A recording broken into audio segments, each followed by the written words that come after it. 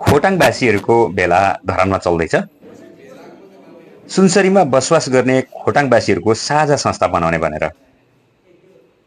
तर यो भन्दा अगाडि पनि 2 पटक सुनसरी बस्ने खोटाङवासीहरूको संस्था गठन भएको थियो।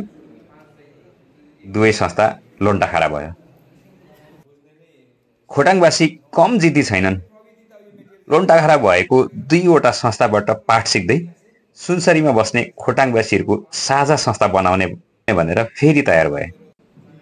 यो साझा संस्था बनिरहँदा भित्तामा टाँसिएको ब्यानर चाहिँ नहेर्नुहोस् है, किनकि भित्ताको ब्यानर भन्दा फरक संस्थाको नाम जुर्यो। भेलाले संस्थाको नाम जुरायो खोटाङ सुनसरी एकता समाज। अध्यक्ष भए मणि चामलिङ राई। भूतपूर्व भारतीय सैनिक पृष्ठभूमिका मणि चामलिङलाई खोटाङ सुनसरी एकता समाजको अध्यक्ष भएकोमा धेरै धेरै बधाई।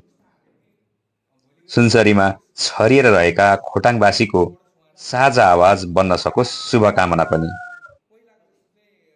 अनि धेरै शुभकामना चाहिँ खोटाङ सुनसरी एकता समाज लोन्टाखारा नहोस्।